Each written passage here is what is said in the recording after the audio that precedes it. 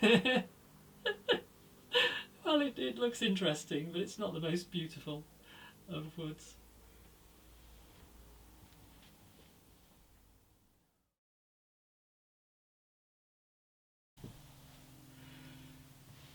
This is a lump of baytree. I believe it's also known as the bay laurel. It's the one in Britain that's used for the leaves for cooking. I'm going to see if I can get any usable wood out of it. I've never done this before. I am not an expert, but I have read a book. But I thought it might be fun to try. There's very little information about bay wood out there, probably indicating that this is not the sort of tree one uses for woodwork. But I have the crotch area of the tree here, so it might give some interesting veneer. The problem I've got is that this will not go through any of my power tools. It's too big for the bandsaw and too big for the table saw. So the first thing I'm going to have to do is cut it by hand straight down the middle. I think I'm going to quarter this, and I think I will take some thin slices off it initially, which maybe will have some interesting grain in them, and then I'll see if I can get some blocks out of it, some thicker 1-inch blocks, and then we'll try drying them. This is really an experiment, if you like, in the science of drying wood, and it's a nice small scale project for me and shouldn't take too long. It'll probably take a year, but that's not too bad in woodworking terms. If you're wondering about the cling film, it is very important to control moisture loss. This was cut 2 days ago at a friend's house and I had to improvise, hence the cling film. Once I've sawn this, I'll seal the ends with initially a coat of shellac, and then probably I'll put some floor paint over the top of it to provide a nice watertight seal. The end grain face loses moisture much quicker than the other faces, and by sealing the ends it keeps the drying process uniform and hopefully avoids cracking. So it's off with the cling film and onto the saw bench.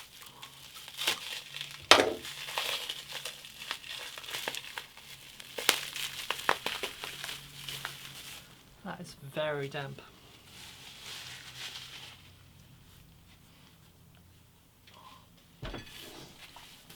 Ooh. It's also quite heavy. Be interesting to see how much lighter this gets as it dries.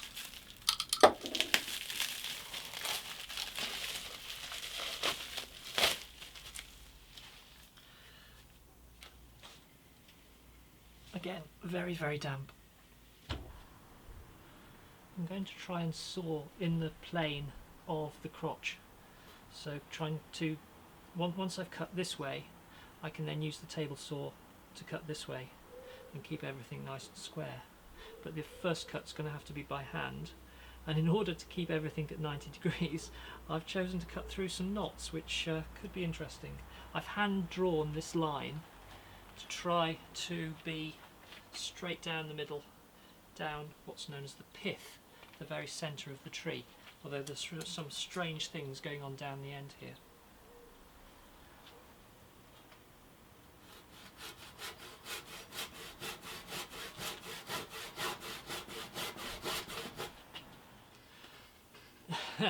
I can tell already this is going to be really difficult. I really speaking need a rip saw. This is a general purpose saw. It's going to keep sticking, I think, but in fact this isn't secure. I guess I'll get there eventually, but this is going to be extremely hard work.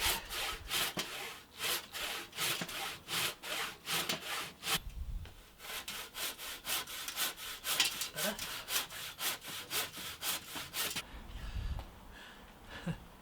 Change of saw. Hopefully this will cut quicker.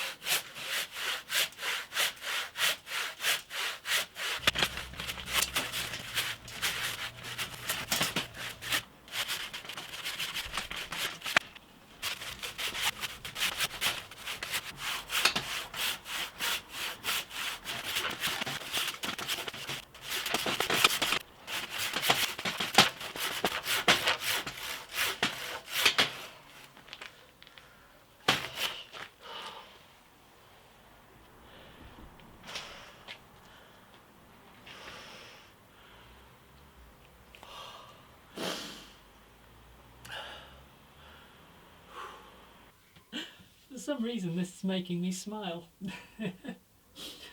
The wood's rubbish. I can't really get anything useful out of the trunk. I think I might carry on and cut it down the centre and open it out, because I'm interested to see what the crotch looks like through that direction. I'll probably cut this freehand on the bandsaw and then slice some bits off it on the table saw. It was an interesting exercise, and I think I might still try it out, but well, it looks interesting, but it's not the most beautiful of woods.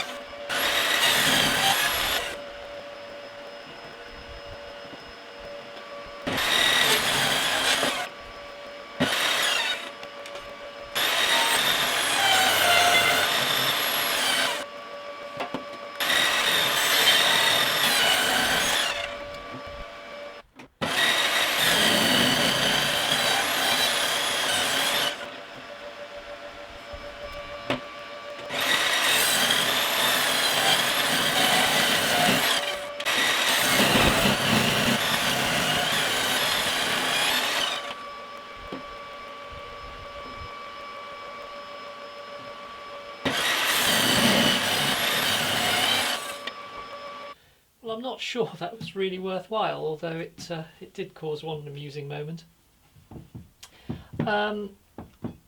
The bits of wood that look the most usable, in fact, are the bits I cut away from the pith. They have the centre of the tree going straight down the edge, and they're going to warp badly. All the bits have got some amount of bark. There's not really any usable sizable chunks, but I don't know, that one's not bad.